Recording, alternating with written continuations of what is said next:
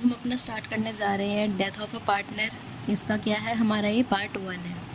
तो इस death chapter में बेसिकली हमें सब ये पुरानी चीज़ें ही पढ़नी है, बट इसमें बस कुछ नई चीज़ें आएंगी जो हम आगे डिस्कस करेंगे। बाकी जो रेशियोज़ वगैरह हैं, न्यू रेशियो, गेनिंग रेशियो जो हम निकालते आ रहे थे, या ट्रीटमेंट ऑफ गुडविल, ये वही वाला है, ठीक है। तो इसमें समझाती हूँ डेथ ऑफ अ पार्टनर का मतलब क्या होता है। ए बी सी 3 पार्टनर्स हैं, इनकी मैंने रेशियो क्या एज्यूम कर ली, 3, 2 एंड 1। इसमें मैंने क्या कहा, सी की डेथ हो जाती है, सी की डेथ हो जाती है। तो क्या हुआ, इसकी डेथ कब होती है, इसकी डेथ होती है 1 जुलाई, इसकी डेथ आपकी होती है 1 जुलाई 2021, ठीक है। मेरे को पता है मैं साल पहले, इससे पहले वाला ले रही हूँ, 1 साल पुराना, बट हाँ एक एग्जाम्पल है बस ये। इसकी डेथ होती है 1 जुलाई 2021 को। ग्रेट। अब उसके बाद क्या हुआ, अब इसने काम कितना करा, पहले हमें ये देखना है कि इसने, अगर इसकी 1 जुलाई को डेथ हो गई तो हमारा अकाउंटिंग पीरियड वैसे कितने का होता है, हमारा अकाउंटिंग पीरियड होता है 1 अप्रैल से लेके 31 मार्च तक, करेक्ट। 1 अप्रैल से लेके 31 मार्च तक हमारा क्या होता है, हमारा अकाउंटिंग पीरियड होता है। उसमें इसकी डेथ कब होती है, जुलाई पे, ठीक है। हमारा अप्रैल, मई, जून, जुलाई, अगस्त, सितंबर, ठीक है, सितंबर, अक्टूबर, नवंबर एंड दिसंबर, करेक्ट। ये होता है ना, दिसंबर, फिर जनवरी, फरवरी और फिर मार्च, करेक्ट। यहाँ से शुरू होके यहाँ पे एंड होता है। ये तो क्लियर है, देखो, ठीक है, ये चीज़ तो क्लियर है, यहाँ से शुरू होके यहाँ पे ख़त्म होता है। अब उसकी डेथ कब हो जाती है, 1 जुलाई को, मतलब अप्रैल से महीना शुरू होता है, अकाउंटिंग ईयर शुरू होता है, उसने अप्रैल, मई, जून, जुलाई, जुलाई तो ये रहा, इसकी यहाँ पे क्या हो जाती है, डेथ हो जाती है। तो इसने कितने महीने काम करा, इसने अप्रैल, मई, जून, जुलाई, जुलाई को तो काम ही नहीं करा उसने, 1 जुलाई को डेथ हो गई, यहाँ पे पढ़ना 1 जुलाई को ही डेथ हो गई, तो मतलब जुलाई का महीना तो पूरा हुआ नहीं, और यहाँ पे डेथ हो जाती है। कब हो जाती है, 1 डेट को डेथ हो जाती है। तो उसने काम कितना करा, कितने महीने, अप्रैल, मई और जून, करेक्ट। उसने कितने का महीने काम करा, एक तो अप्रैल में काम करा, फिर एक मई में काम करा, फिर एक जून में काम करा, करेक्ट। इस जुलाई वाले को हमें नहीं गिनना, क्यों नहीं गिन रहे बस हम, क्योंकि यहाँ पे 1 जुलाई को ही डेथ हो गई थी। तो उसने कितने महीने काम करा, 3 मंथ्स। तो अब तो कहेगी मेरी मेरे को महीने क्यों गिनवा रही है, ये महीने इस चैप्टर में बहुत ही क्रूशियल रोल प्ले करते हैं।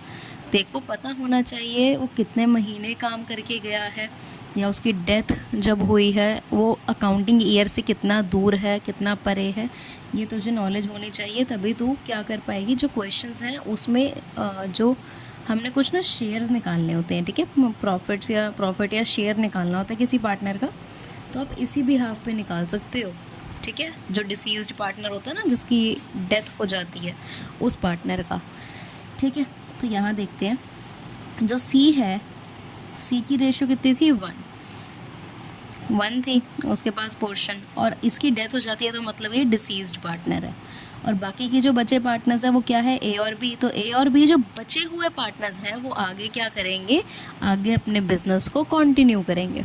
अगर वो आगे बिजनेस को कंटिन्यू करेंगे तो इन्हें क्या बोलते हैं हम, कंटिन्यूइंग पार्टनर, आगे कंटिन्यू कर रहे हैं, और इसकी डेथ हो गई तो डिसीज्ड पार्टनर।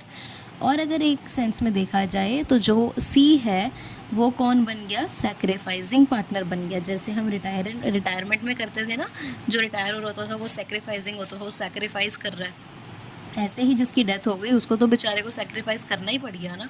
तो सी क्या हो गया, हमारा सैक्रिफाइसिंग पार्टनर। और ए और बी अगर बिज़नेस को कंटिन्यू कर रहे हैं, फॉरवर्ड कंटिन्यू जा रहे हैं वो, तो इससे हमें क्या पता लगता है कि जो ए और बी है वो कंटिन्यू करेंगे, तो मतलब उनको गेन तो होगा ना कुछ ना कुछ। अब जो इनकी 3:2 जो थी रेशियो, उसमें भी कुछ चेंज होगा, या तो किसी की बढ़ेगी या घटेगी, या दोनों की इक्वल आएगी, करेक्ट। तो क्या है, इसको हम गेनिंग पार्टनर भी बोलते हैं, जो रिमेनिंग पार्टनर्स होते हैं। अब इसमें हमें डेट ऑफ डेथ बहुत ही इम्पॉर्टेंट है, ठीक है। पहला पॉइंट डेट ऑफ डेथ बहुत ही इम्पोर्टेंट है। उसके बाद क्या आता है, वर्किंग पीरियड।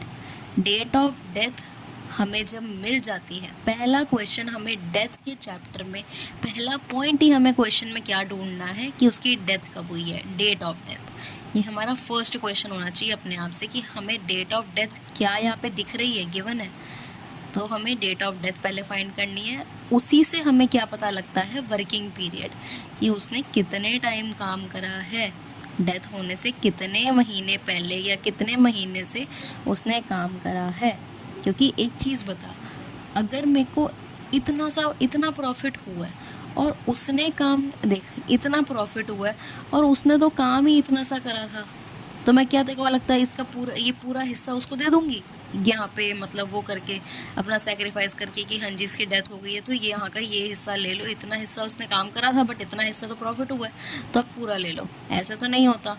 ठीक है, इस करके क्या है, हमें वर्किंग पीरियड निकालने के लिए डेट ऑफ डेथ को मेजर करना बहुत इंपॉर्टेंट होता है, जैसे कि मैंने यहाँ पे देखो करके बताया। करेक्ट है।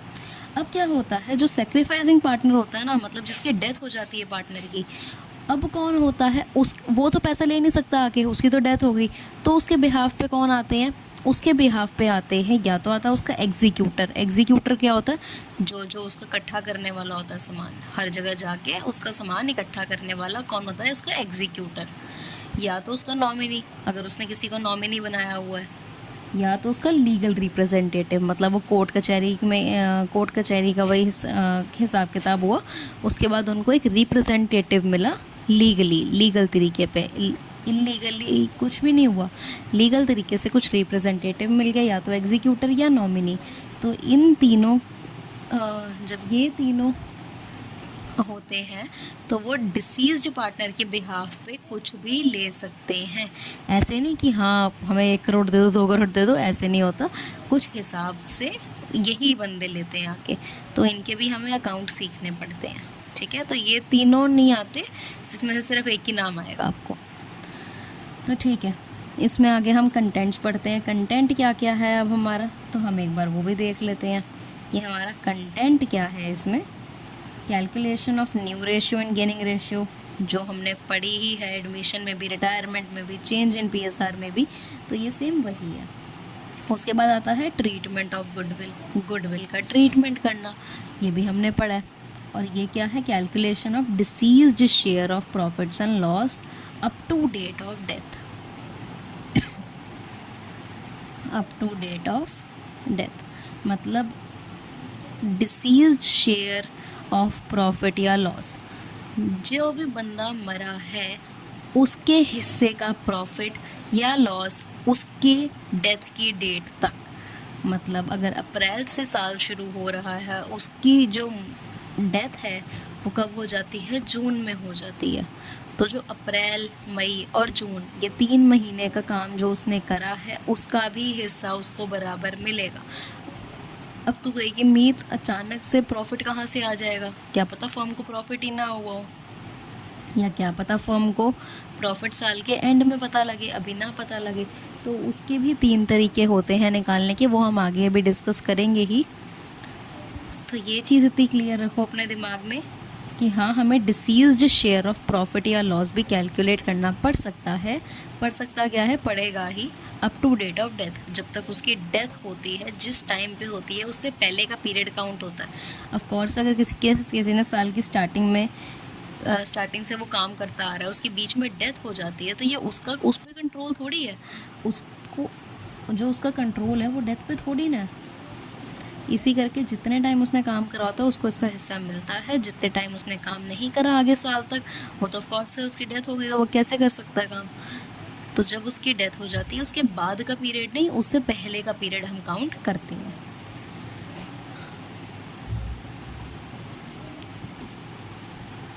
तो अब हमारे पास 3 चीज़ें रेडी हो गई, calculation of new ratio, treatment of goodwill, calculation of deceased share of profits या loss up to date of death.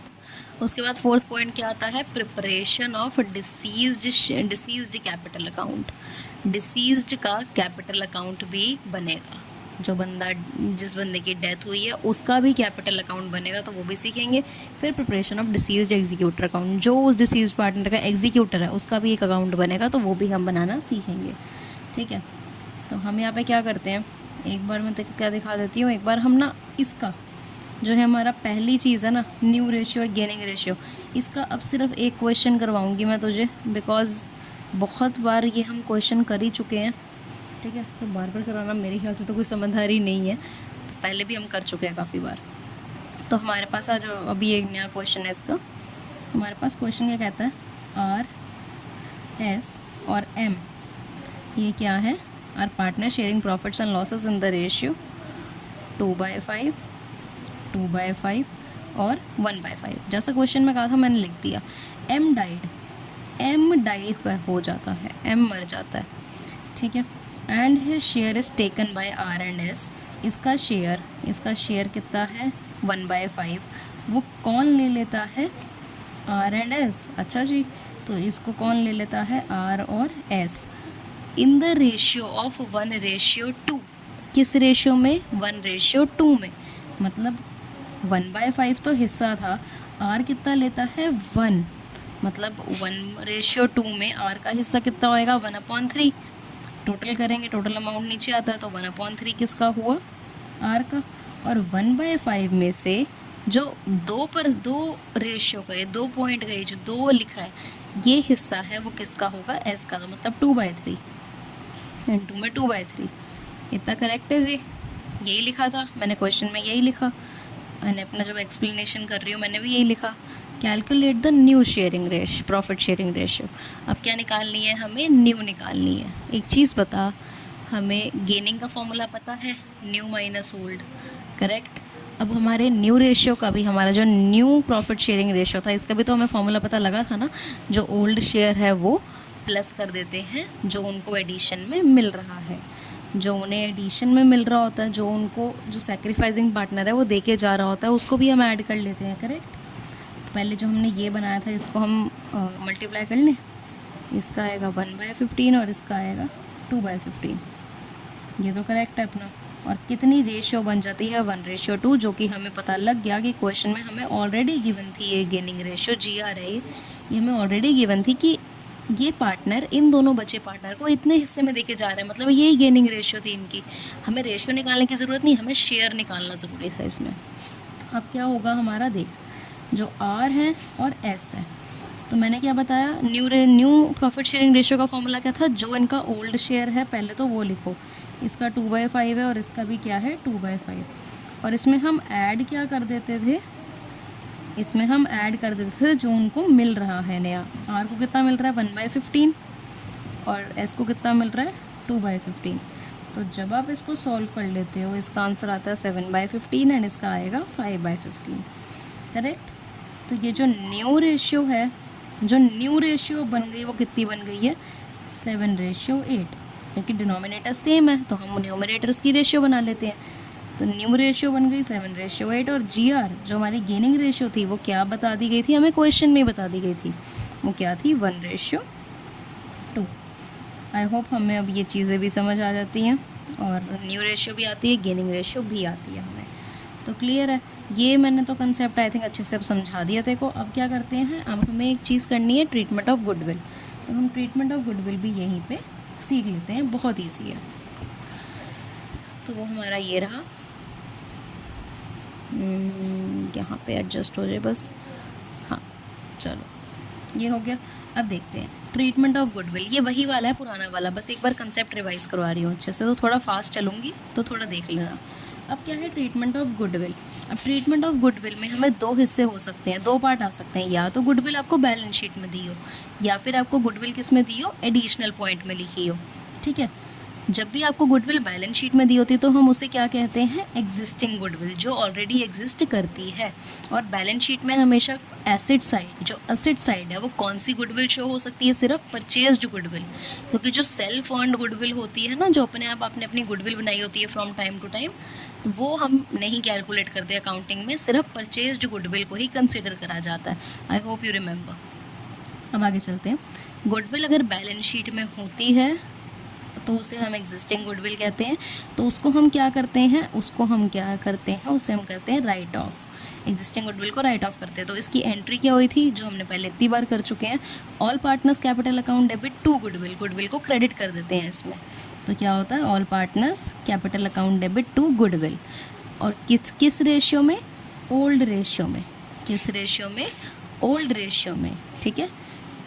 अब ये हमें एक चीज़ मैं एक और सी यहाँ पे बताती हूँ, यहाँ पे हमें किसने कहा है कि इसे ओल्ड रेशियो में बांटो, हमें कहा है अकॉर्डिंग टू अकाउंटिंग स्टैंडर्ड 26, ठीक है।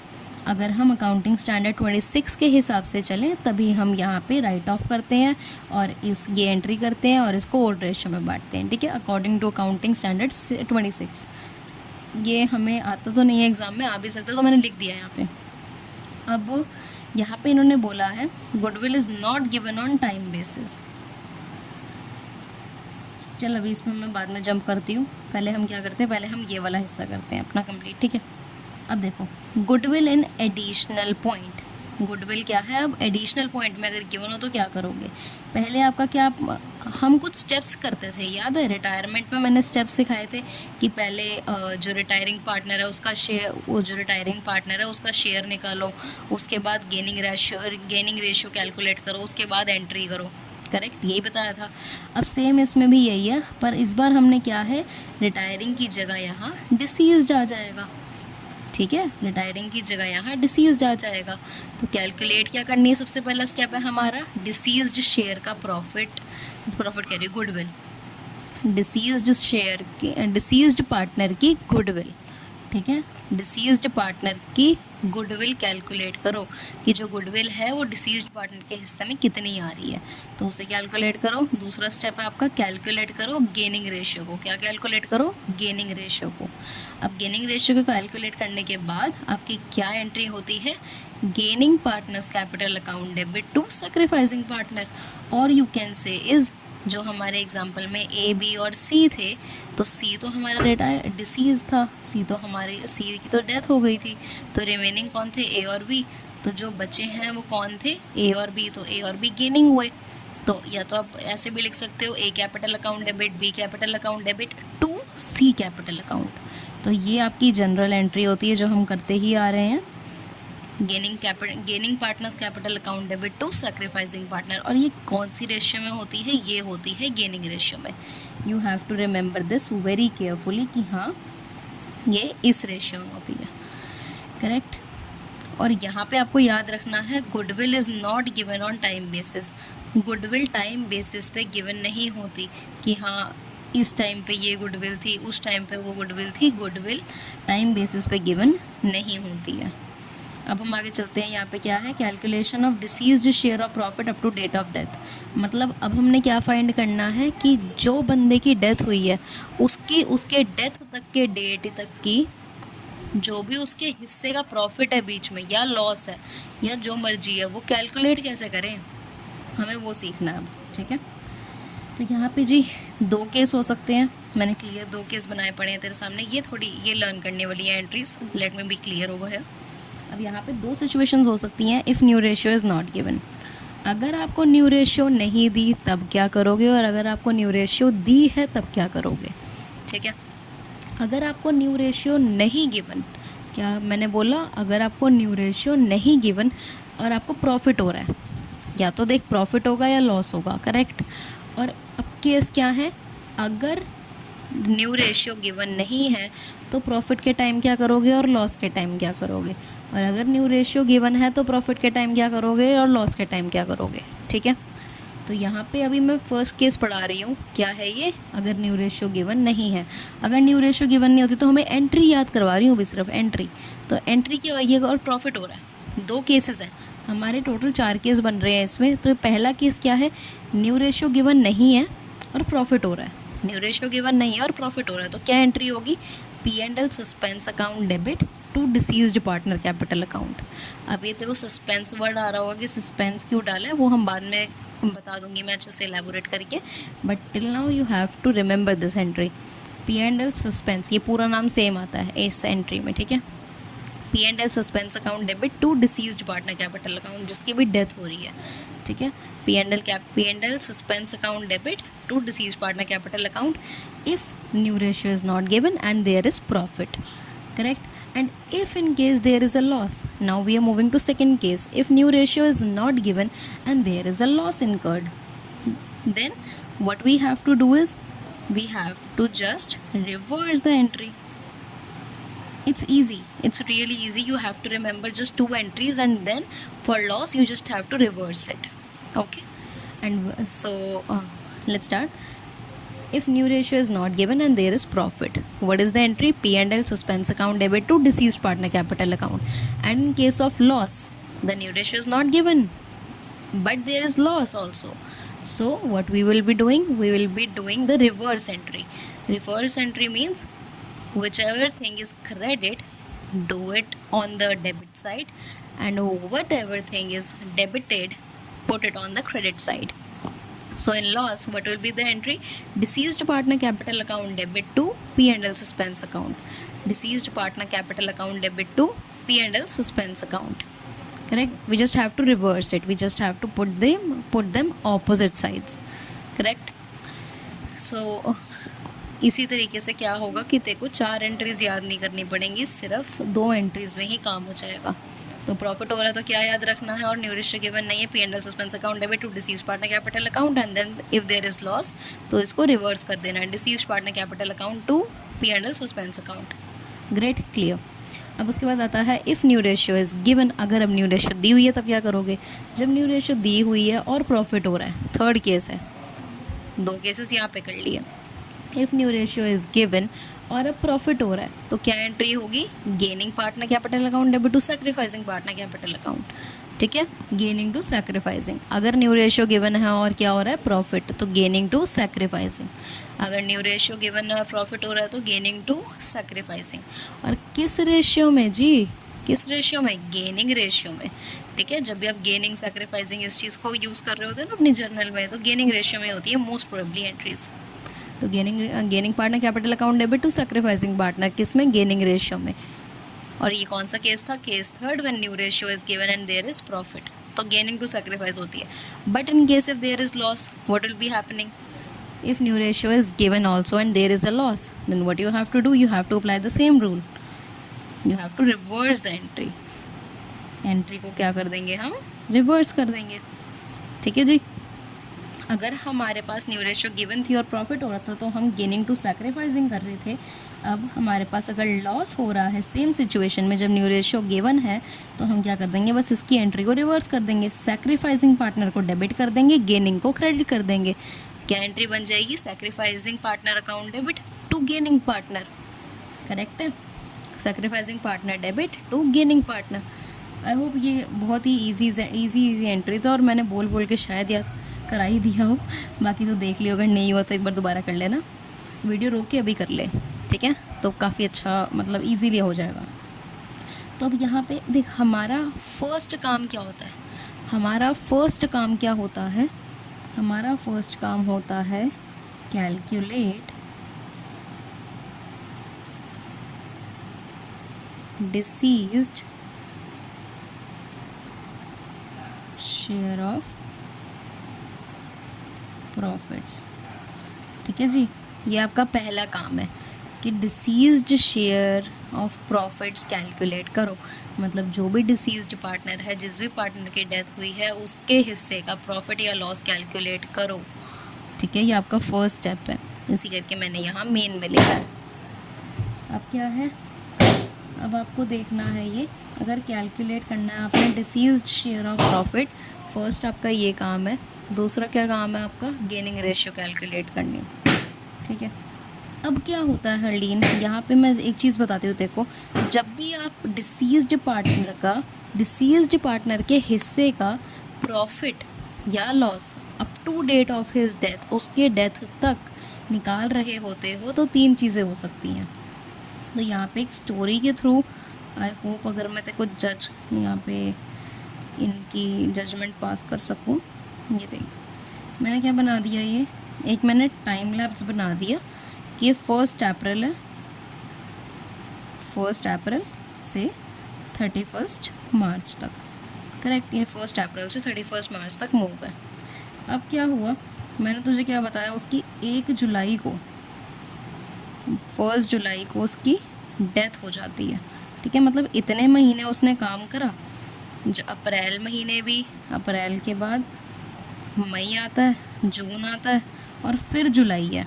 मतलब अप्रैल में भी काम करा, मई में भी, जून में भी, तो मतलब 3 महीने काम करा उसने।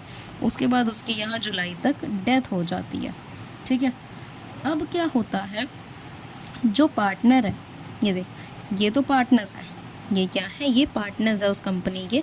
और ये क्या है, ये यहाँ पे एक बंदे खड़ा है जो कि रो रहा है, उसके जो भी, उसका जो भी वो लगता था, उसकी डेथ हो जाती है, तो वो यहाँ पे क्या कर रहा है, वो रो रहा है।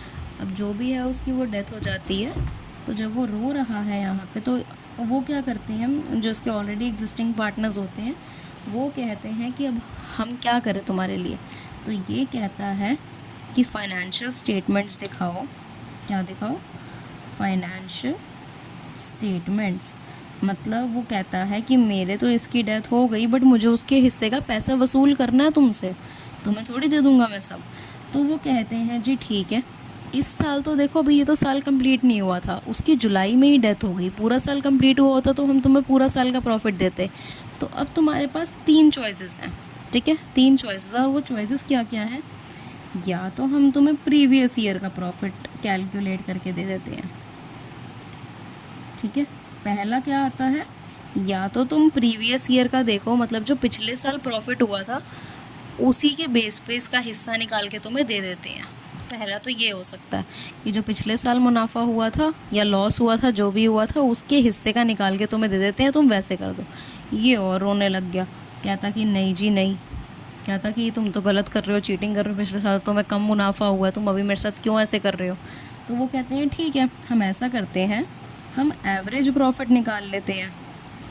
अब क्या होता है, हम एवरेज प्रॉफिट निकाल लेते हैं, मतलब हम 4-5 साल का प्रॉफिट को कंबाइन करके उस 4 या 5 से डिवाइड करके एवरेज निकाल लेते हैं कि प्रॉफिट कितना बैठता है एवरेज, तो उसके बेस पर दे देते हैं।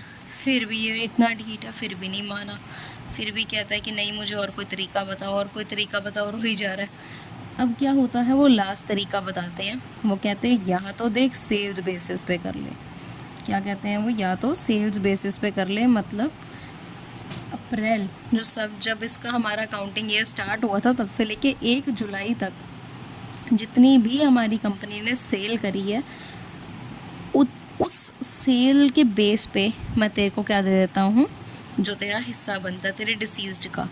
अब क्या है, क्या बोलता है वो, सेल के बेसिस पे जो भी प्रॉफिट बनता है, जितनी भी सेल हुई है, हमें नहीं मैटर, चाहे वो 1 टुकड़ा बिका हो, 2 बिका हो, 5 बिके हो, हमें नहीं मैटर करता, उससे जितना भी प्रॉफिट हुआ है उसके बेस पे तेरे को निकाल के उसका हिस्सा दे देता हूँ। बट अब वो और रोता है, तो फिर वो कहता है भाई इसके बाद तो मेरे पास कुछ नहीं है, इन तीनों में से ही कोई चूज़ करना पड़ेगा। ठीक है, तो यही तीनों हमारे पास ऑप्शंस आते हैं, यही तीनों मेथड्स होते हैं। अगर आपने क्या करना होता है, जब भी आप गुडविल के यहाँ पे डिसीज उसमें जाओगे ना, कि disease share of profit calculate करना, तो वो इन बेसिस पे ही हो सकता है। वो कितने बेस है, 3। पहला क्या है, या तो पिछले साल का प्रॉफिट ले लो, प्रीवियस ईयर प्रॉफिट, या तो क्या कर लो, एवरेज कर लो प्रॉफिट्स का कुछ सालों के, या फिर क्या कर लो, सेल्स बेसिस पे दे दो। ठीक है, या फिर क्या हो जाता है, सेल्स बेसिस पे दे दो। तो यही 3 केस आ सकते हैं बस। तो हमने अब ये भी कर लिया। अब हमारे पास क्या है, अब हमारे पास जो मेन चीज़ है, अब तो कहेगी मीत कैसे निकालूं जो डिसीज्ड पार्टनर है, जो बंदा मरा है, उसका शेयर कैसे निकालूं, उसके हिस्से का। तो मैं यहाँ पे देखो लिख के दिखा रही हूँ, बस वैसे ही निकालना है। ठीक है, ये लिख दिया। क्या निकालना है हमें, deceased share of profits up to date of his death. Correct, हम क्या निकालने जा रहे हैं, deceased share of profit up to date of his death, मतलब उसके हिस्से का, जो भी बंदा मरा है उसके हिस्से का प्रॉफिट। ठीक है, उसकी डेथ की डेट तक ये निकालने जा रहे हैं। तो कैसे निकालते हैं, पहले तो फर्म का प्रॉफिट लो, पहले क्या करो, फर्म का प्रॉफिट लो। और ये फर्म का प्रॉफिट कैसे आएगा, वो 3 बेसिस जो भी बताए हैं ना, एक प्रीवियस ईयर, एक एवरेज ईयर और एक सेल्स बेसिस, उससे निकल के आएगा फर्म का प्रॉफिट। इनटू क्या करो, डिसीज्ड का शेयर, कि मतलब उसका हिस्सा कितना था, डिसीज्ड का जो शेयर है हिस्सा कितना था। जैसे यहाँ पे मैंने बताया था ना कि इसका जो सी डेथ हो रही थी जिसकी, इसका हिस्सा कितना है 1/6, 3 to 1 है ना, तो इसे प्लस करेंगे तो कितना आएगा 6, तो 1/6 डिसीज्ड पार्टनर का हिस्सा था।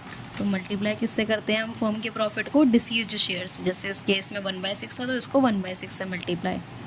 और इनटू में क्या करते हैं, मंथ बाय 12, मंथ बाय 12। ये क्या होता है, ये आपका टाइम होता है, time up to date of death. ये DOD मैंने लिख दिया, डेट ऑफ डेथ, ठीक है। जब भी उसकी डेथ हो रही है उस तक, जो उसकी डेथ हुई है up to date of his death, उसकी डेथ की डेट तक, ठीक है। तो जैसे मैंने यहाँ पे तेरे को बताया था कि यहाँ पे 3 महीने उसने काम करा, अपने मरने से पहले 3 महीने उसने काम करा। तो क्या करेगी तू, जितने महीने भी उसने काम करा सिर्फ हमें वो कंसिडर करना है, बाकी के महीने हम कंसिडर नहीं करते। तो जितने महीने काम करा है, कितने करा है उसने 3 महीने काम करा है, तो 3/12, ठीक है। अपॉन 12 तो आएगा ही आएगा, ये कांस्टेंट है, यहाँ पे जो डाला हुआ है ये चेंज नहीं होगा। जैसे मंथ लिखा है, मंथ कितने भी हो सकते हैं, क्या पता उसने 10 महीने काम करा हो, क्या पता 12, क्या पता 4, क्या पता 3, क्या पता 2, हमें नहीं पता। तो जितने महीने काम करा है उसने अपने मरने से पहले पहले, उसको यहाँ पे रखना है और अपॉन में 12 डालना है अपने, ठीक है। यही आपका एक फॉर्मूला था कि जो आपको करना ही करना है, इसी फॉर्मूले से आपके डिसीज शेयर का प्रॉफिट निकलेगा, ठीक है। तो ये हमारी क्लास, ये फर्स्ट पार्ट था, ये हमारे कुछ 3-4 पार्ट्स में ख़त्म हो जाएगा चैप्टर। तो आई होप ये समझ आया होगा, ये बेसिक क्रक्स था। So you should be well aware of it, ठीक है।